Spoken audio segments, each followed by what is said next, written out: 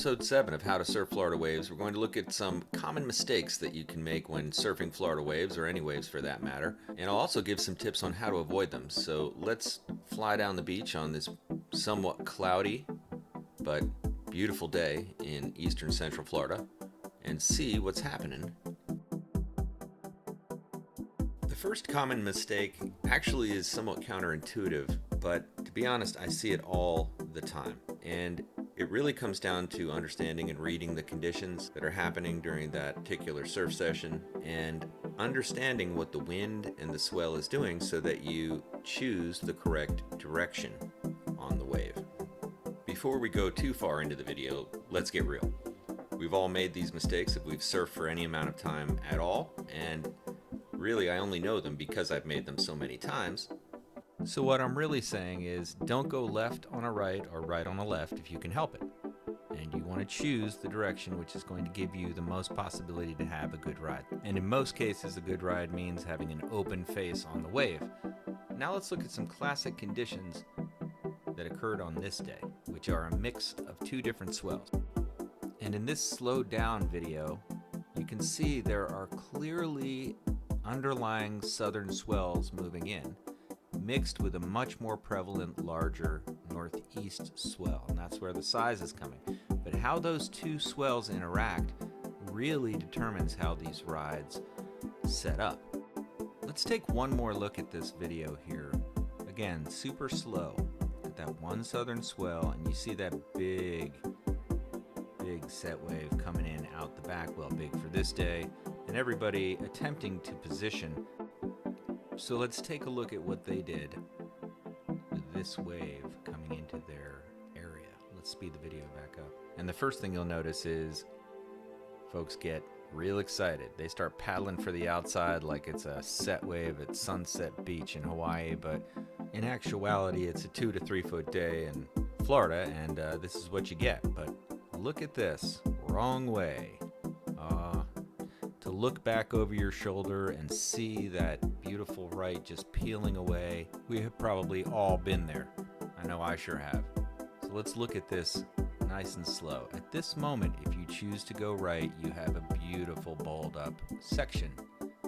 However, committed to the left, and this is what you get.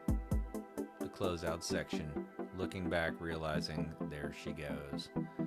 Well, we can learn from that. What was the major factor on this day dictating those waves breaking more consistently to the right? Well, and on this day, it was the offshore wind blowing from the northwest, which was opening up the right faces.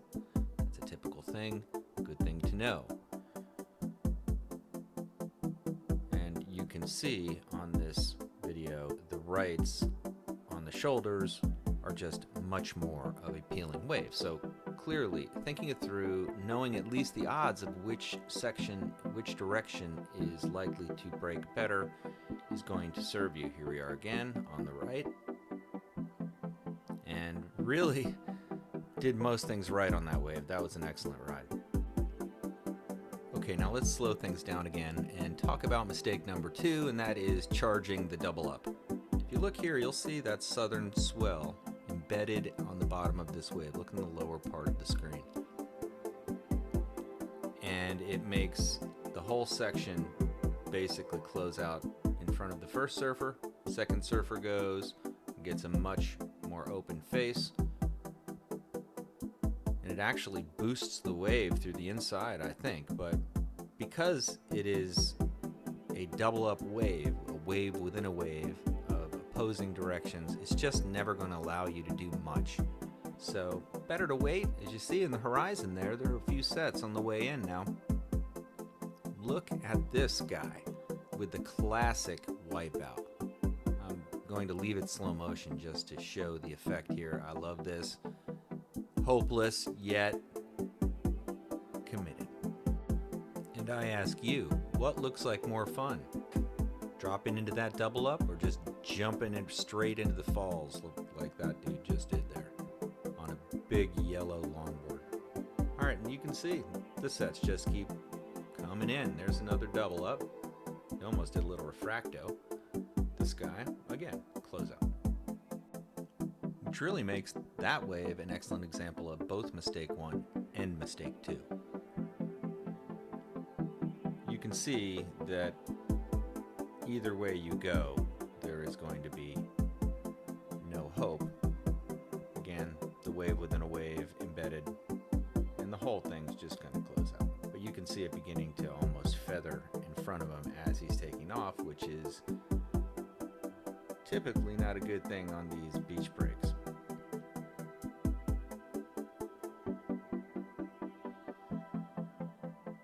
I do like the drag hand bottom turn though. You get points for that. Therefore, I'll say that wave was a success overall. And as this wave comes in, there's really no good part of it to ride. It's pretty much either closed out or totally weak every part of it. You have to really know which waves to pass up, in my opinion.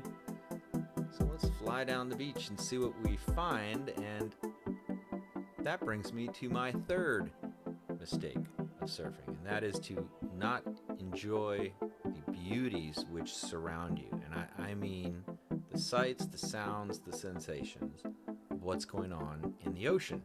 And on this day, besides the waves, there were many sea creatures out and about.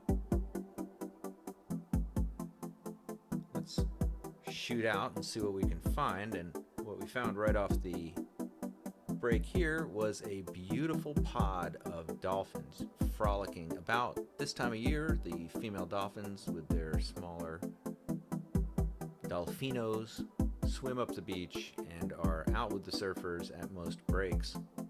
You see in the upper part of the screen, just to the left, some beautiful dolphins. Now, if you are new to the channel, you might not know about our shark bite video. Actually, my son was bitten by a shark. You can go check that out. But we believe that the dolphins had some small part to play in that experience because they seem to almost intervene. And so I always feel assured when I see dolphins out in the lineup. But the truth of the matter is, those dolphins could easily be followed by a school of bull sharks. There could easily be many sharks right near the dolphins. And in fact, I think in some cases that probably correlates. And maybe when they see us in the water, they see something that looks like them, since of course dolphins have a sonar-like ability and they can see through you.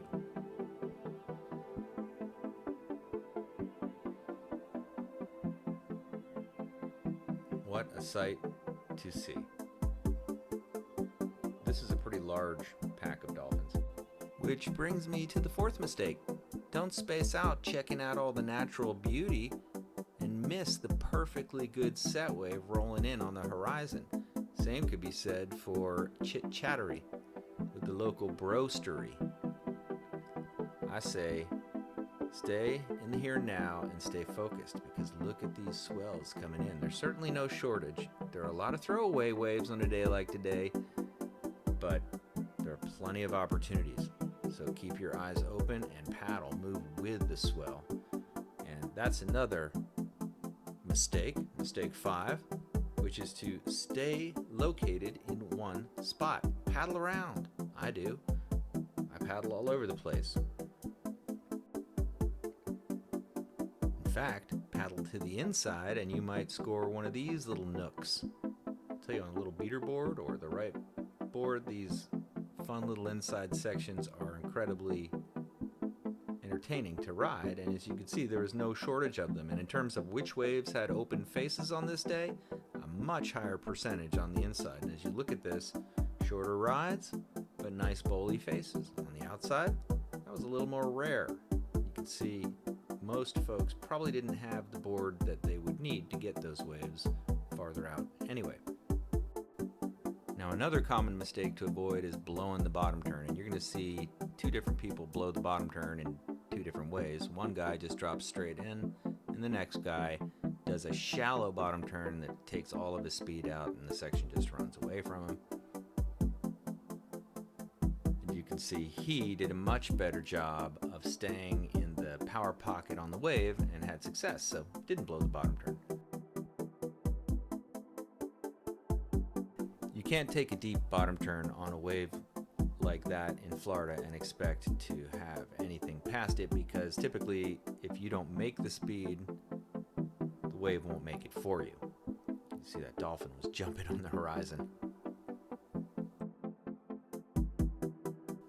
Ooh, opportunity missed.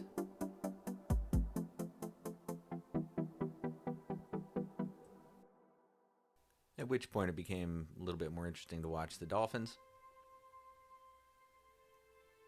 So many waves coming through on this day, it was really kind of interesting to see where people stationed up. That was a nice ride. And I was looking around to see if there was any section looking promising on some of these smaller sandbars. And this is a good example of a great ride. Takes an appropriate bottom turn, draws the speed through, but lean back Larry, which is our next mistake, the lean back Larry. You don't want to lean too far back on your turns and fall on your back, which is the inverse of the next mistake you don't want to make, which is the fall forward Fred. Lean back Larry, fall forward Fred. Not what you want. Nobody ever woke up and said, I could only get a lean back Larry today.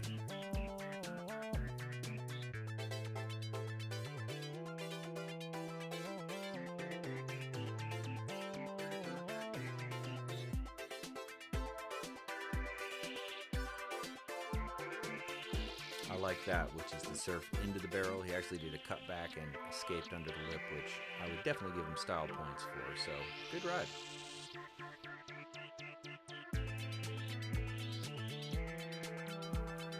And like so many days, lots of waves, not lots of good waves. Unless you're at a world-class point break like Trestles, you're probably looking for the section, looking for the opportunity on your local sandbar, like me. And I thought I'd fly in. The next ride you'll see, I think, is an excellent example of finding the one. Now, I would say, why not lay back into a huge open-faced carb at the end, but still, nice speed management right in the pocket, and you just got to think he's going to take this bottom turn and just come up and rip the face off of the wave. Again, pumps another time for maximum, and no, not this time, just coming over the shoulder. Now, in addition to the dolphins, if you're in Florida, you're probably going to see pelicans. Well, I hope you see some pelicans. And one of the things I love to do is just kind of fly along with the pelicans, observe them from afar, but if there's any creature that knows how to surf the waves, it is the pelican. And with the light like it was on this day, you could just see how they beautifully hug the face of these waves. And it was at this point in the day I really felt like the conditions started to deteriorate. Seemed like the interspersed smaller swell was really coming in at a much higher period and messing it up. You can see this was a heroic bottom turn which bled out almost all the speed, but still was able to get two little schwacks off the top. Look at that. Did you see that little one peeling in the background? And if you look, you can see that the one behind him was just the wave of the day. Peeking up and peeling in both directions. One of the rare waves that did that on that day, but I thought it was worth slowing it down and seeing the wave that was missed, because that's what it's all about, finding the wave in this mess. If you found this video useful, please give it a thumbs up. Let me know what you think in the comments. Also, I'd appreciate it if you would subscribe to Surf All Day A1A, where I have all kinds of videos of classic surfing, also a lot of contest surfing, local contest surfing, a lot of shark videos, just about anything that interests me in the way of surfing. So I hope you will join me on Surf All Day A1A, and thanks for watching.